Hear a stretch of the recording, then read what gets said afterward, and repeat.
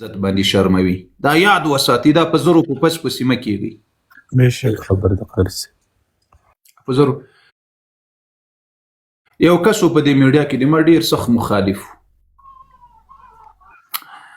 دا د 3 کالو مخکې خبره درته کوم، په دې ډومانو باندې ما را اخیستلې او په دغه وخت کې غالبا تاسې له ما سره ملګري نه واست. د میډیا کې دلته په دې ټیک ټاک کې څوک نه و راسره، دا اوس را سره یاست. که دا لاندې که څوک وي د هغه وخت نو نسم ویلی. نو په دې ټیک ټاک کې مو دا ډومان پسې ډومانو ته مو څه وخت نصیحت، بعضو توبې مو وکړلې، قرآن کریمونه یې راواخیستل چې په دې قرآن مې د قسم بیا زه دا کار نه کوم، خو سبا ته یې بېرته بیا پسې کول.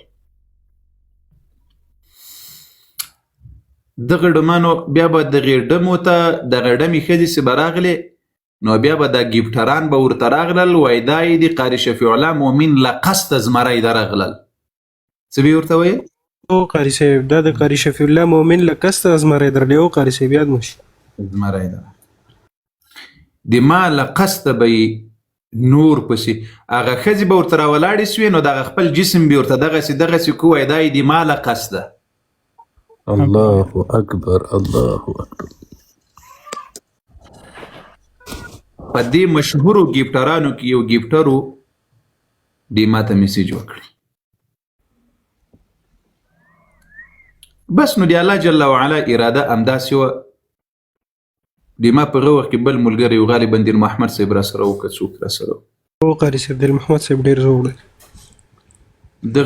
دغه راته ویل قاری صاحب دې سړي ته د خدای په خاطر جواب ورکړه. چې کله مې جواب ورکړل دې ما ته ویل وایي زه پلانه یم. ما ویل وایې څه وایې؟ وایي غواړم چې هم خودکشي وکړم او خپله ښځه او اولادونه ټول ووژنم. الله اکبر. ما ولې؟ وایي دغسې بل کس د ما د ښځې ویډیو راته رالیږلې ده. قاری صاحب یاد مو دي؟ همدغه کس راته وایي مال خوا دې بده ده. وایي او مار زړه دې دردېدلی ده. وایي خودکشي کوم نو زړه درد څه شي ته وایي؟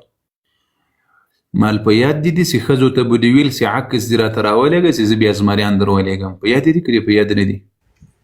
او قاری صاحب تاسې مال دغه پردو ډمو ته ګیفټینګ به مو د میډیا کې کول، او بیا به مو له هغو ښځو نه لوڅ عکسونه د بدن غوښتل. دا ښځو ته چې دا ګیفټینګ کېږي دا ډمو ته دې ډومانو ته، ګورئ زه د چا په دې شخصي شیانو باندې عادت مې دا نه ده چې په دې باندې کار ولرم، لیکن په خدای قسم دغه څومره دغه لوی دوسانو دلاګان چې په دې میډیا کې دي، دا د ګیفټرانو ته دا څوک چې زمریان ورته ولي د پردو ښځو عکسونه او لمبر ورکوي، بیا په هغه خاطر باندې دوی ته دغه زمری یو بل شی ولي.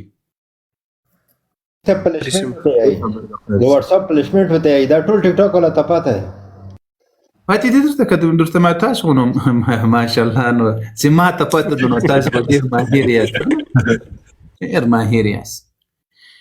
نو دغه سړي ته ما ویل مال دې څومره مسلمانانو ژوندونه او کورونه او عزتونه دې ور خراب کړل. وایي اوس خبره داسې نه ده، وایي اوس مې ښځه مې وایي راته وایي چې تا ولې داسې کول چې ما بندوې. الله اکبر. ما په کور کې یو څه نه درلودل، تا پردیو ښځو نه ویډیوګانې اخیستلې، بیا به دې هغوی ته په زرګونو پیسې مو مصرفولې. الله اکبر. نو سخت ډېرې زړې دي. نو بیا هغه کوم شرعي مسئلې حل سي، اوله سر کې خو مې ورته وویل مال بس دا حق ده په تا باندې ټوله کورنۍ دې پسې ختموه، ځکه تا د نورو مسلمانانو کورونه او ژوندونه او عزتونه ختم کړي، لیلام کړي دي ول، نو اوس یې خپله هم ختموه. نو بیا مې وروسته وویل مال کیدای سي اوس یې حق الکار کړی وي، نو مال اوس غواړي چې څه وکړي. بیا مې هغه خبره پسې ورته پوره کړله، بیا ورک سو، له میډیا نه پسې ورک سو، یو مخیزه ورک سو، تر اوسه پورې ورک ده، 2-3 کاله اوس چې ورک ده، نه مو ده لیدلی. یا به یې توبه یې ایستلې وي، یا به یې خو ده ژوندی غالبا توبه یې ایستلې ده. دا مې تر څه پورې درته وویل؟ دا مې تر دې وویل چې ګوریا الله جل وعلا په هر مؤمن مسلمان باندې خوابدیږي. الله جل وعلا د هر مؤمن مسلمان په عزت باندې خوابدیږي. دا داسې نه ده چې یو د تا عزت په الله باندې ګران ده دا داسې نه ده چې یو د تا عزت په الله باندې ګران ده یعنی ما ته یو ملګري له اهل سنت والجماعت د کور مې ما ته بعضې عکسونه راولېږل له باړه چنار نه دا خبره مې نه ده درته کړې تاسو ته نه خو نن مې درته وکړ دا د چا چې په میډیا کې له ما سره مقابله وه د دې د کورنیو یې راته رالېږلي وه په الله قسم دا کېدی چې دا کس به اوس هم د ما اواز اوري من دا د دومره ناروا عمل کړی ده توبه وباسه که د بل ورې دا کار وکړل الله به تا ذلیله کوي دا کارونه موږ څه کوو وایي نه قاري صاحب خو د تا دوی دغسې توهین و مال کوي دي